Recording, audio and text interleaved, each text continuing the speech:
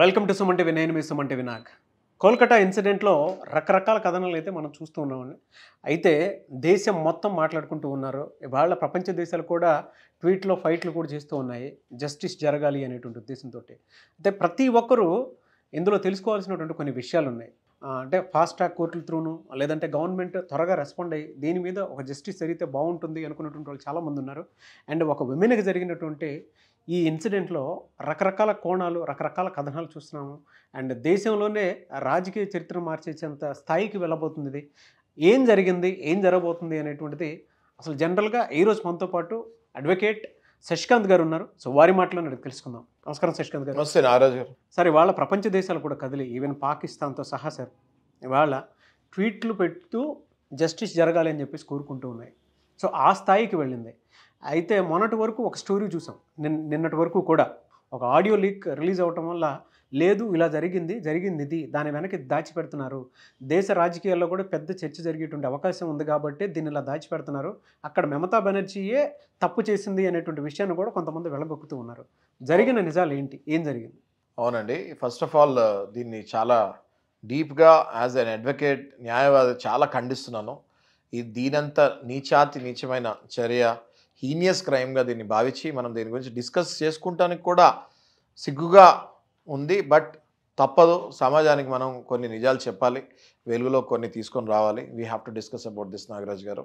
Feeling very sad about it. First of all ఇప్పుడు ఈ చర్య గురించి కనుక మనము మాట్లాడుకుంటే అండి, ఫస్ట్ ఆఫ్ ఆల్ ఈ మెడికల్ కాలేజెస్లో మీరు కంపేర్ చేసుకోండి నాగరాజ్ గారు, మెడికల్ కాలేజెస్కి ఇంజనీరింగ్ కాలేజెస్ కంపేర్ చేసుకోండి. మెడికల్ కాలేజెస్లోనే ఇలాంటివి జరుగుతుంటాయండి. దానికి లాజిక్ ఉంది నాగరాజ్ గారు. ఎందుకు జరుగుతాయి మెడికల్ కాలేజ్లోనే ఇలాంటివి అంటే, ఎందుకు సార్? ఇంజనీరింగ్ కాలేజీలో నార్మల్ ఫీజులు అండి, అందులో కష్టపడి చదువుకున్న వాళ్ళు ఉంటారు, కొంచెం పేమెంట్ సీట్ కట్టవచ్చు. మెడికల్ కాలేజెస్లో పేమెంట్ సీటు చాలా ఎక్స్పెన్సివ్ నాగరాజ్ గారు. మీరు గుండెల మీద చేసుకొని చెప్పండి, మీకు తెలుసు, మీరు మీడియాలో ఉన్నారు, ఎన్ని కోట్లు ఖర్చు పెడితే మెడికల్ సీట్స్ వస్తాయో మీకు కూడా తెలుసు. ఇట్లా కోట్లు కొనుక్కొని కోట్లు పెట్టి మెడికల్ సీట్స్ కొనుక్కున్న కాలేజే అక్కడ ఆ కాలేజ్ ప్రిన్సిపల్కి గతంలో కూడా కరప్షన్ హిస్టరీ ఉంది, క్రిమినల్ హిస్టరీ ఉంది ఆ కాలేజ్ ప్రిన్సిపల్కి. కేవలం ఇట్లాంటి సీట్లు అమ్ముతాడు, ఇంత కోట్లు పెట్టి సీట్లు అమ్ముతాడు అన్నదే క్రిమినల్ హిస్టరీయే, కరప్షన్ హిస్టరీయే ఆ కాలేజ్కి ఉంది. ఆ కాలేజ్ ప్రిన్సిపల్కి కరప్షన్ ఉంది. అయితే ఆ కాలేజ్లో నడిచేది చదువు కాదు, అక్కడంతా నడిచేది drug mafia, drug peddling, sex rackets, ఈ మాఫియాలే ఆ కాలేజ్లో నడిచేవి.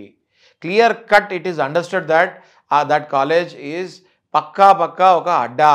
ఆ అడ్డాలో రిచ్ కిడ్స్ ఎవరైతే సీట్లు కొనుక్కొని వస్తారో, ఎవరైతే ఫస్ట్ నుంచి బ్యాడ్ హ్యాబిట్స్ తోటి ఉంటారో వాళ్ళు జాయిన్ అవుతాం జరిగింది. అన్ఫార్చునేట్లీ కాలేజ్ కాబట్టి కొన్ని ఎకనామికలీ వీకర్ సెక్షన్స్ మెరిట్స్ వాళ్ళకి కూడా ఇవ్వాలి కాబట్టి రూల్స్ ప్రకారం కొంతమంది మంచోళ్ళను కూడా ఈ కాలేజ్ యాజమాన్యం ప్రజలకు చూపిస్తానికి తీసుకోవాల్సి వస్తుంది. లేకపోతే నారాయణ గారు, లేకపోతే అసలు ఆ మెరిట్ స్టూడెంట్స్ కూడా ఉండరు, అసలు డాక్టర్ అన్న వ్యవస్థ కుప్ప కూలిపోయే పరిస్థితికి మనము వెళ్తూ ఉన్నాము. ఈ ఇన్సిడెంట్ నుంచి అయినా అట్లీస్ట్ ప్రభుత్వాలు మారాలి. అయితే ఈ కాలేజ్లో ఏం జరిగిందంటే, ఈ పేమెంట్ సీట్లు, ఈ రిచ్ కిడ్స్ ఎవరైతే ఉన్నారో అందరూ డ్రగ్స్కి అలవాటు పడిన బ్యాచ్లు ఉన్నాయి. వాళ్ళు ర్యాగింగ్లు విపరీతము. ప్లస్ ఈ అమ్మాయి, మెరిట్ అమ్మాయి ఎవరైతే ఉందో 36 hours ఈమెకు డ్యూటీ వేశారండి. ఏ మనిషి అయినా 36 hours కంటిన్యూస్గా డ్యూటీ పని చేయగలుగుతారా? కేవలం డాక్టర్స్కి మాత్రమే ఇలా చేస్తారు, అందులో ఇంటర్న్స్ని మాత్రమే ఇలా సతాయిస్తారు. ఒక 2 గంటలు 3 గంటలు ఎక్స్ట్రా పని చేయమంటేనే పని చేయరండి వేరే ప్రొఫెషన్స్లో. అట్లాంటిది డాక్టర్స్లో గంటల తరబడి ఇంటర్న్స్, ఎందుకంటే ప్రాక్టీస్ చేయకపోతే ఫ్యూచర్ ఉండదు అన్న భయంతో, మళ్ళీ సీట్ దొరకదు అనే భయంతో ఈ అమ్మాయిలు ఇంటర్న్స్ 36 గంటలు కంటిన్యూ పనిచేసే ఇంటర్న్షిప్లో ఈమెను పెట్టి 12th hourలో ఫ్రెండ్స్ వెళ్ళిపోయి, 24th hourలో కొంచెం తెలిసిన వాళ్ళు వెళ్ళిపోయి, 36th hourలో ఈ అమ్మాయికి ఎవ్వరూ తెలియని బ్యాచ్ ఈ అమ్మాయితోటి అక్కడ పెడతాం జరిగింది. It's a pre plan cold blooded murder అని చెప్తాంలో 1% కూడా doubt. It's more than A rape, it's a cold blooded murder అని చెప్పుకోవచ్చు నాగరాజ్ గారు. రేపు ఎలాగో జరుగుంటుంది, బట్ దానికంటే హీనమైన చర్య ఏంటంటే ఆమెని చంపే విధానము చాలా అంటే చాలా ఘోరంగా చంపారు. ఏం జరిగింది సార్ అసలు అంటే నాగరాజ్ గారు, ఇది ఎక్కడ ఏమైంది అంటే, ఈ అమ్మాయికి వీళ్ళ గురించి తెలిసిపోయిందండి. వీళ్ళు సెక్స్ ర్యాకెట్లు, రేపిస్టులు, డ్రగ్గిస్టులు, దీనికి అంతా కూడా కారణం మా ప్రిన్సిపల్ అన్న విషయము ఈ అమ్మాయికి విత్ ఎవిడెన్సెస్, విత్ ప్రూఫ్స్ ఈ అమ్మాయికి తెలిసిపోయింది. ఆ అమ్మాయి ఏ ప్రెస్ కాన్ఫరెన్స్కో వెళ్ళబోయేదని నేను అనుకుంటున్నాను. లేకపోతే ఆ అమ్మాయి మీద ఇంత స్కెచ్ గీయరు. కంపల్సరీ ఆ అమ్మాయి ఈ ర్యాకెట్ని ఎక్స్పోజ్ చేద్దామని డిసైడ్ అయింది, ఫిక్స్ అయింది అని ఈ నిందితులకి ముందుగానే గ్రహించి, ఇది గనక బయటకు వెళ్ళి ఈమె ఏదైనా ప్రెస్ కాన్ఫరెన్స్ పెట్టినా బయట చెప్పినా మా బతుకులు బస్ స్టాండ్ అయిపోతాయని తెలిసి ఈ అమ్మాయిని ప్లాన్డ్గా 36 అవర్స్ ఇంటర్న్షిప్లో పెట్టి 36 అవర్స్లో అమ్మాయి పరిస్థితి ఎట్లా ఉంటుందండి? ఆ అమ్మాయి అట్లీస్ట్ చప్పుళ్ళు అయినా కూడా వినే పరిస్థితి లేకుండా నిద్రపోయి ఉంటుంది. ఆ టైంలో వీళ్ళు అమానుషంగా తాగి డ్రగ్స్ సేవించి మందు సేవించి లోపలికి వచ్చి, ఇందులో ఇంటర్న్స్ కూడా ఉన్నారండి ఈ అమ్మాయితో పాటు కలిసి పనిచేసిన కొంతమంది బ్యాడ్ ఇంటర్న్స్, అంటే బ్యాడ్ స్టూడెంట్స్, ఈ పేమెంట్ సీట్లు, అమ్మాయిలు అబ్బాయిలు ఇద్దరు ఉన్నారు. ఉండి నమ్మించి ఈ అమ్మాయిని చేతులు కట్టేసి కాళ్ళు కట్టేసి బలవంతం చేసి అతి కిరాతకంగా skull bones, pelvic bones, collar bones ఇరక్కొడుతూ కళ్ళల్లో గాజు ముక్కలు గూచుతూ చంపడం జరిగింది. సో దిస్ ఇస్ హీనియస్ అన్న వర్డ్ కూడా, నీచం అన్న వర్డ్ కంటే కూడా, కిరాతకం అనే వర్డ్ కంటే కూడా ఇంకా ఏదైనా వర్డ్స్ ఉంటే it is absolutely applicable for this incident which is happened in west Bengal. Okay, ఎప్పుడైతే ఇది జరిగిందో అండి వెంటనే వాళ్ళ పేరెంట్స్కి కూడా చూపిస్తాం జరగలేదు. ఒక 3 hours సైలెంట్గానే ఉండి అక్కడంతా సెట్ చేసుకొని తర్వాత పేరెంట్స్కి చూపిస్తాం జరిగిందని జనాలు అంటున్నారు. మీడియాలో కూడా అది వింటున్నాము. అయితే పోస్ట్ మార్టం రిపోర్ట్లో it clearly very clearly it says that it's rape and murder. అయితే చూడండి నారాయణ గారు, ఇక్కడ సంజయ్ రావు అనే ఆయన ఒక వాలంటీర్. ఆయన ఇది volunteer who just walked in. ఆ కెమెరాలో క్లియర్ కనపడుతుంది. వచ్చాడు, వెళ్ళేటప్పుడు మొత్తం బ్లూటూత్ అవి ఉన్నాయి, మెడలో షర్ట్ కూడా నీట్గా ఉంది, వెళ్ళేటప్పుడు షర్ట్ అంతా నలిపోయి బ్లూటూత్ కూడా లేదు. అది సర్కమ్స్టాన్షియల్ ఎవిడెన్స్ కింద ఆయనని అరెస్ట్ చేస్తాం జరిగింది. ఇది అండర్ సెక్షన్ 64 BNS, భారతీయ న్యాయ సంహిత అని కొత్త చట్టం వచ్చింది. అందులో సెక్షన్ 64 రేప్ కేసు కిందకు వస్తుంది. అప్ టు లైఫ్ లేకపోతే డెత్ పెనాల్టీ కూడా ఉంది. అయితే ఈ శిక్షలు పడే కార్యక్రమంలో ఏం జరుగుతుంది అంటే, ఎన్నో రాష్ట్రాల్లో ఇవి జరిగినాయి. ఇది మొట్టమొదటి జరిగింది కానే కాదు. ఢిల్లీలో మనం చూసాము నిర్భయాది, తెలంగాణలో మనం చూసాము దిశాది, మళ్ళీ ఇది ఇమీడియట్గా మనము ఇది చూస్తున్నాము. దీనికి అభయాన్ పెట్టినట్టున్నారు. అవును, అభయాన్ పెట్టినట్టు, justice for Abhayan. Yes. So ఇందులో పొలిటికల్గా ఇంకా వార్ ఏముంటుందండి? Political parties decide decision. అసలు పొలిటికల్ పార్టీస్ దీని గురించి మాట్లాడకుండా స్ట్రెయిట్ పోలీస్ ఇన్వెస్టిగేషన్ జరిగేసి వాని జ్యుడిషియరీ సిస్టమ్ తీసుకెళ్ళి కాన్ఫరెన్స్ పెట్టేసి ఎవరెవరు ఉన్నారో ఇందులో ఇమీడియట్గా ఇన్వెస్టిగేషన్ చేయాలి. అంటే నాగరాజు గారు చిన్న దొంగతనం చేస్తేనే ఇవాళ మన పోలీసు వ్యవస్థ చాలా స్ట్రాంగ్గా అయిపోయింది. రాత్రికల్లా దొంగను పట్టుకుంటున్నారు. చిన్న పర్స్ ఎవరిదైనా పోయిందని ఎఫ్ఐఆర్ చేసినా కూడా రాత్రికల్లా పర్స్ ఇచ్చే పరిస్థితి. ఇప్పుడు అది ఎవరు చేశారో తెలియదు అంటారండి మీరు? ఖచ్చితంగా అది ఎవరు చేశారో అందరికీ తెలుసు. అది బయటకు రావాలి, అసలైన నిందితులు బయటకు రావాలి. ఈ సంజయ్ కాదు, సంజయ్ నిందితుడు, వన్ ఆఫ్ ద నిందితుడు, no doubt about it. Sanjay రాయ్తో పాటు అసలు ఎవరు మాస్టర్ మైండ్సో ఈ డ్రగ్ మాఫియాలో ఎవరు ఇన్వాల్వ్ అయినారో వాళ్ళు కూడా బయటకు రావాలి, నిందితుల్ని బయటకు లాగాలి, ఉరిశిక్ష ఖచ్చితంగా వేయాల్సిందే అని నేను భావిస్తాను. నారాయణ ఇంకొక విచిత్రం ఏంటి అంటే, వెస్ట్ బెంగాల్లో ఇప్పుడు మమతా బెనర్జీ గారు ముఖ్యమంత్రి గారు ర్యాలీ తీస్తున్నారు, ప్రొటెస్ట్ చేస్తున్నారు. ముఖ్యమంత్రి ప్రొటెస్ట్ చేస్తే ఎవరు కాపాడాలి జనాల్ని? ఇది చాలా ఫన్నీయెస్ట్ విచిత్రమైన విషయంగా అనిపిస్తుంది. ఏమంటారు నారాజు గారు? ఇది నిజంగా హీనియస్ కదా అస్సలు. అయితే వినండి ఇంకోటి నారాజు గారు, చాలా చాలా విచిత్రమైన విషయం ఇది. అయితే సరే, ఇప్పుడు ఈ ముఖ్యమంత్రి ఎవరి మీద ప్రొటెస్ట్ చేస్తున్నారు? ఎవరి మీద చేయాలి? యూజువల్గా అయితే మెడికల్ కాలేజ్, హెల్త్, ఇది పోలీస్ వాళ్ళ మీద చేయాలి, అంటే హోము. అయితే ఈ ముఖ్యమంత్రి చీఫ్ మినిస్టర్ ప్రొటెస్ట్ చేసేది health minister plus home minister. ఈ హెల్త్ హోము 2 డిపార్ట్మెంట్స్ మళ్ళీ మమతా బెనర్జీ గారే హ్యాండిల్ చేస్తున్నారు. అంటే ముగ్గురు మమతా బెనర్జీలు, ఇందులో ఒక మమతా బెనర్జీ మిగతా 2 మమతా బెనర్జీల మీద ప్రొటెస్ట్ చేస్తున్నారా అనిపిస్తుంది నాకు. మీకు అర్థమవుతుందా అండి? ఒక మమతా బెనర్జీ ముఖ్యమంత్రి, ఇంకో మమతా బెనర్జీ హోమ్ మినిస్టర్, ఇంకో మమతా బెనర్జీ హెల్త్ మినిస్టర్. అయితే ఈ మమతా బెనర్జీ 2 మీద ప్రొటెస్ట్ చేస్తుంది. ఇదేమి విచిత్రం అండి ఇది?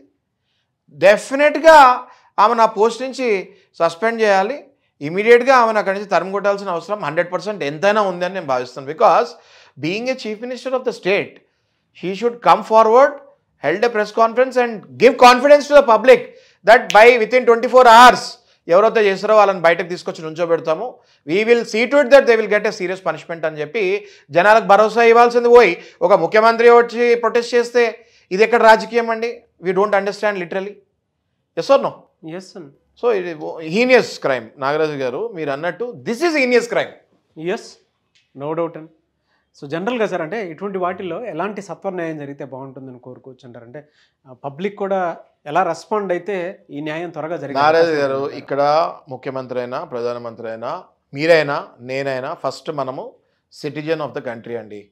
మన అందరికీ కాన్స్టిట్యూషన్ ఒకటే. ప్రధానమంత్రికి ముఖ్యమంత్రికి వేరే కాన్స్టిట్యూషన్ ఉండదు, మనకు వేరే కాన్స్టిట్యూషన్ ఉండదు. భారతదేశానికి మొత్తానికి రాజ్యాంగం ఒకటే కాన్స్టిట్యూషన్. ఆ కాన్స్టిట్యూషన్ ఏమంటుంది? Political system separate, judiciary system separate, executive system separate. Political సిస్టమ్కి ఇందులో సంబంధం లేదండి. పొలిటికల్ సిస్టమ్కి అసలు సంబంధమే లేదు ఇందులో.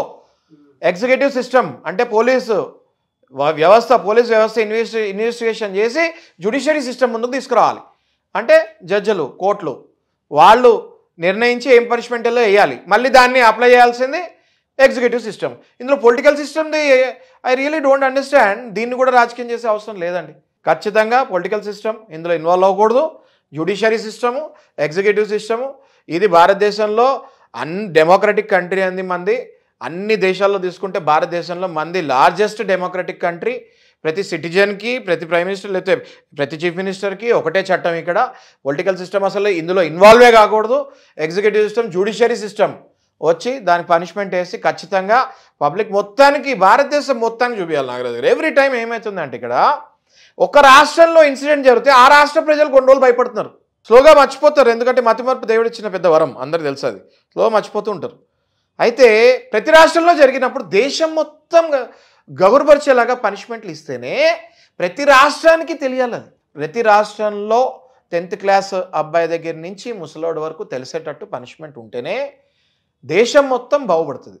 లేదంటే దీనికి జడ్జిమెంట్ ఇన్స్టెంట్గా ఎలా రావాలంటే, బంగ్లాదేశ్లో షేక్ హసీనాది అందరికీ తెలుసు ఏం జరిగిందో. ఆమె ఎప్పుడైతే ఈ రిజర్వేషన్ సిస్టమ్ని మిస్యూజ్ చేస్తాం జరిగిందో ఆమెని దేశం నుంచి తరిమి కొడతాం జరిగింది. ఆమె అసలు దేశంలోనే లేకుండా ఎక్కడికో వెళ్ళి తల దాచుకునే పరిస్థితి వచ్చేసింది. అట్లాంటి చైతన్యం మనకు కూడా ఇక్కడ భారతదేశంలో ప్రతి రాష్ట్రంలో ఇట్లాంటి ఘటనలు జరిగినప్పుడు ఇమీడియట్గా వచ్చి ప్రతిఘటన చేస్తేనే మళ్ళీ ఇట్లాంటి ఇన్సిడెంట్స్ రిపీట్ కాకుండా ఉంటాయని నేను నమ్ముతున్నాను. చాలామంది పబ్లిక్ ప్రతిఘటన కంపల్సరీ చేయాలండి. When you don't do confrontation things will repeat again and again. ఇప్పుడు మనం చూస్తే మన భారతదేశంలో ఇదేమైనా కొత్త ఇన్సిడెంట్ అండి? ఇది అందరికీ తెలుసు. ఢిల్లీలో జరిగింది మర్చిపోకముందే ఇక్కడ జరిగింది మర్చిపోకముందే మళ్ళీ ఇక్కడ జరుగుతుంది.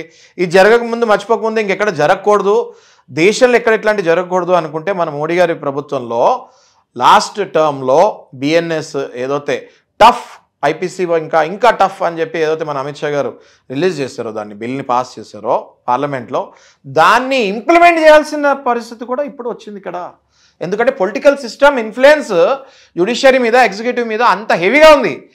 ఇవాళ ఎవరైనా ఇన్ఫ్లుయెన్స్ అవుతారంటే ఓన్లీ పొలిటికల్ సిస్టమ్కి ఇన్ఫ్లుయెన్స్ అవుతున్నారు. ఎగ్జిక్యూటివ్ సిస్టమ్ పొలిటికల్కి ఇన్ఫ్లుయెన్స్ కాకుండా దీన్ని ఇంప్లిమెంట్ చేసి ఎగ్జిక్యూటివ్ సిస్టమ్కి ఫ్రీ హ్యాండ్, అంటే పోలీసు వాళ్ళకి నేను అనేది ఫ్రీ హ్యాండ్, జ్యుడిషియరీకి free hand, political system involve కాకుండా ఉంటుందో ఖచ్చితంగా ఈ ఇన్సిడెంట్కి బాగా పనిష్మెంట్ పడుతుంది. నెక్స్ట్ టైం మళ్ళీ ఇట్లాంటివి రిపీట్ కాకుండా ఉంటుందని నేను భావిస్తాను. లేదు అని అంటే ఇంకా ప్రతిఘటనే అక్కడ ఉండేటువంటి వాళ్ళు. లేదు అంటే పబ్లిక్ రివల్యూషన్ పబ్లిక్ లో రివల్యూషన్ వస్తే ఇంకా ముఖ్యమంత్రులు, ప్రధానమంత్రులు ఖచ్చితంగా దాన్ని స్వీకరించాల్సిందే. కాబట్టి పబ్లిక్ లో రివల్యూషన్ రావాలి. ఇవాళ చూస్తున్నాం కదండి ఎన్నోసార్లు.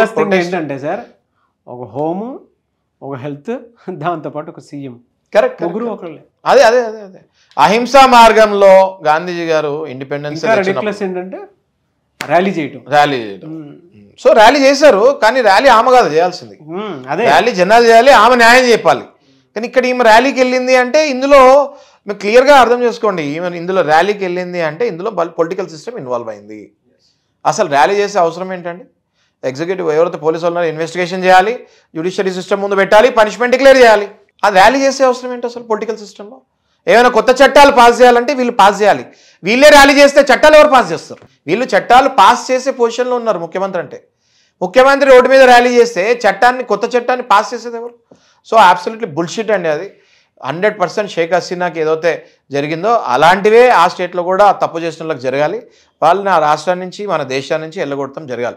అప్పుడే నెక్స్ట్ టైం ఇట్లాంటివి రిపీట్ కాకుండా మినిస్టర్లు కానీ ఎవరు కానివ్వండి ఒళ్ళు దగ్గర పెట్టుకొని పనిచేస్తారు. పబ్లిక్ ఒకటే డిమాండ్ చేస్తున్నాను, దీనికి హ్యాష్ట్యాగ్ పెట్టి జస్టిస్ ఫర్ అభయ అని పెట్టి దీన్ని ఖచ్చితంగా ముందుకు తీసుకెళ్ళాలి, జనాల్లోకి తీసుకెళ్ళాలి. ఎంత ఫాస్ట్గా జనాల్లోకి తీసుకెళ్తే అంత ఫాస్ట్గా రివల్యూషన్, అంటే ఉద్యమం కాదండి, ఇది అహింసా మార్గంలోనే వెళ్ళి ఈ ఒక రివల్యూషన్ లాంటిది తీసుకొని వస్తే ఖచ్చితంగా దేశం నుంచి తరిమి కొట్టాల్సిన వాళ్ళు తరిమి కొడతారు. ఎస్ సార్, హ్యాష్ ట్యాగ్ పెట్టి ట్రెండింగ్ చేసుకుంటూ వెళ్ళిపోతూ ఉంటే నిజంగా ఇమీడియట్ ఏదో ఒక యాక్షన్ జరుగుతుంది అనుకుంటారు. మీరు ఇందాక చెప్పినట్లు అహింసా మార్గంలోనే దీన్ని తీసుకుని వెళ్ళటం అనేది ఉత్తమం, డెఫినెట్గా జరగాలి అని చెప్పేసి కోరుకుందాం. థ్యాంక్ యూ అండి, thank you so much Shashikant garu. Thank you.